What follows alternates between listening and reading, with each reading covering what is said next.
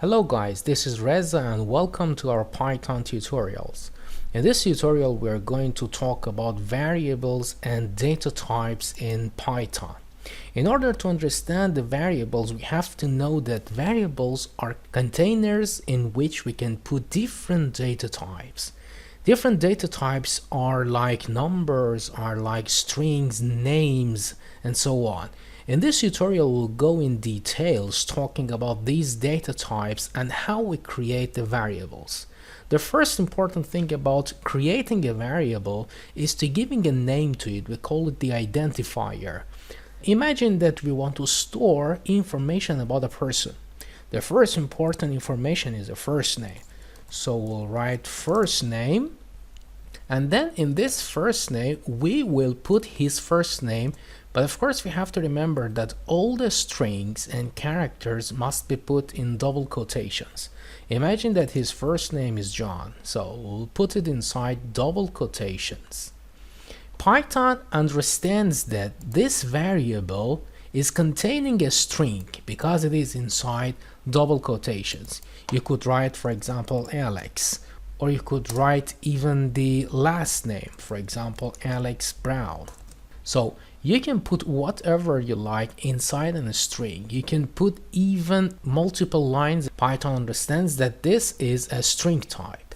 The other data type in Python is the numbers. For example, we want to store the age of this person. So we say age equals to, for example, 34. So Python understands that this variable contains numbers from now on. You can have whole numbers like this one, or you can have integer numbers. As you can see here, it is recognized as an integer number. If we called it like this, it would understand as a float number. So in Python we have got different types of numbers, but Python understands that this is a number. And the last data type in Python is the Boolean data type. For example, we want to know if this person is male or female. Of course, we know that Alex is a guy, so we'll call it true. So this guy is a male.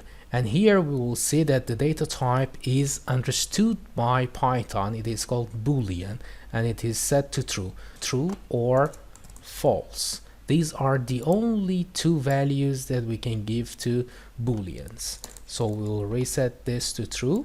And then, as you remember from last session, we can print the information for the user by using the keyword print, as you see. And then imagine that we want to print the first name. From now on, if you write the first characters, Python understands that you mean first name, or even if you had other variables with the FIR startings, Python would list them for you, and then you can choose among them. You want to maybe write the age of the person, and finally you want to print if he is male or not. Before running this project, I want to just mention some information. First of all, if you see, I have used underline here. There are some naming conventions for the variables in different programming languages.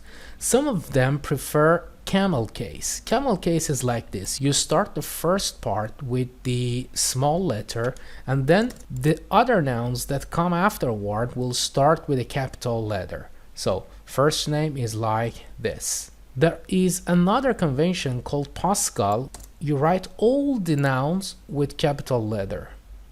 And of course there are other types like Hungarian notation that we use the types at first and so on. But in Python we write everything as lowercase, and we divide different nouns with underline. This is very important to notice that if it is a class name, in the future we will learn that class names start with capital letters. But for now, remember that the variables are all written in small letters, and if they are compound nouns, we have to divide them using the underline. Now, if we run this program,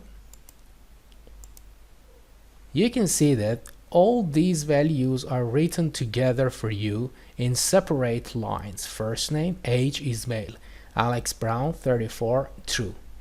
The last important thing about variables is that if you write another value on a variable, like for example, if you want to change your first name to John again, here John is overwritten. So first name is not Alex Brown anymore, and John is written in first name. Programs in Python are read sequentially, starting from the first line. It reads the first line and assigns Alex Brown to first name. Then it reads age and assigns 34. Is male, assigns true. If you write again first name, it will give the new value to first name and it will forget about the one you gave it before. If we run this application again, you can see that John is now written instead of Alex Brown. So in this tutorial, we talked about variables and data types. We understood that variables are the containers, and we have got 3 different data types in Python that the variables can contain. These different data types are strings, which are a set of characters. It can be even a full sentence or a full book. The other type is numbers.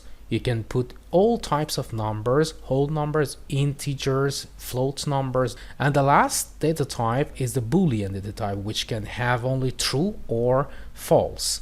Remember that these data types are the primitive data types that Python supports. You can have data types with different structures in which there are more than one primitive data type. In the future, we will talk about them in details.